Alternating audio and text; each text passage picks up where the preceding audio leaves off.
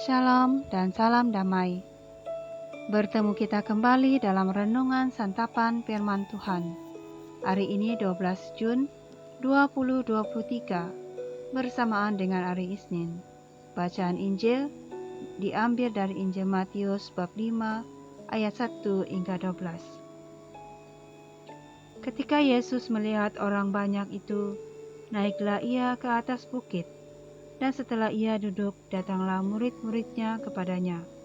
Maka Yesus pun mulai berbicara dan mengajar mereka, katanya, "Berbahagialah orang yang miskin di hadapan Allah, karena merekalah yang empunya kerajaan surga. Berbahagialah orang yang berduka cita, karena mereka akan dihibur. Berbahagialah orang yang lemah lembut, karena mereka akan memiliki bumi. Berbahagialah orang yang lapar dan haus akan kebenaran, karena mereka akan dipuaskan. Berbahagialah orang yang murah hatinya, karena mereka akan beroleh kemurahan. Berbahagialah orang yang suci hatinya, karena mereka akan melihat Allah. Berbahagialah orang yang membawa damai, karena mereka akan disebut anak-anak Allah. Berbahagialah orang yang dianiaya oleh sebab kebenaran, karena merekalah yang empunya kerajaan surga.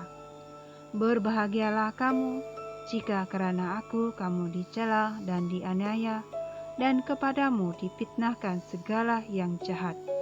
Bersukacitalah dan bergembiralah, karena upahmu besar di surga.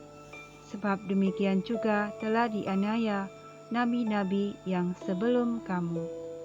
Injil Tuhan, terpujilah Kristus. Saudara-saudari, syukur dan puji Tuhan sekali lagi kita dapat mendengar sabda Tuhan tentang sabda bahagia. Yesus ingin menghibur kita, menguatkan kita, meneguhkan kita, untuk kita tetap terus berharap kepada Yesus akan janji Yesus. Saudara-saudari, setiap dari kita pasti ingin rasa bahagia, ingin merasa bersukacita, bergembira. Namun bagaimanakah itu dapat dirasai, lebih-lebih lagi keadaan dunia saat ini yang memberikan tekanan kepada kita, tekanan dari segi ekonomi, pekerjaan, dan pelayanan dan sebagainya. Ketika kita dalam perjalanan mencari kebahagiaan, kadangkala kita terpesong ataupun tersesat dalam mencari kebahagiaan. Karena ingin cepat bahagia, kita memilih kebahagiaan duniawi yang secara perlahan-lahan menarik kita kepada kebinasaan, kehancuran.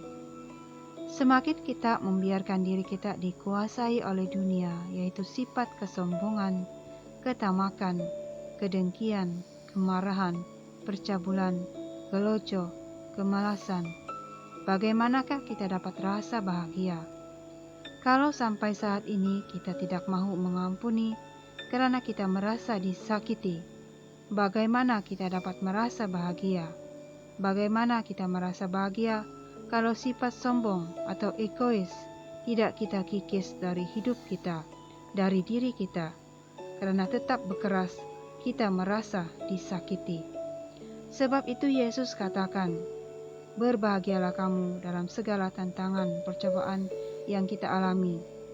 Biar kita kenakan kasih dalam diri kita, maka kita mampu merasa bahagia. Dapat merasai secubit kebahagiaan di dunia, apalagi bila di surga nanti, itu lebih besar dibandingkan dengan apa yang kita pikirkan atau apapun yang kita rasakan di dunia ini.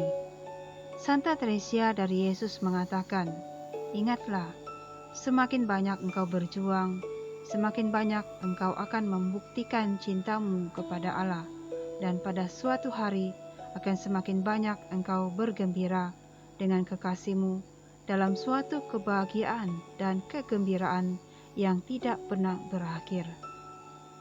Sangkalah dirimu demi kemuliaan Allah.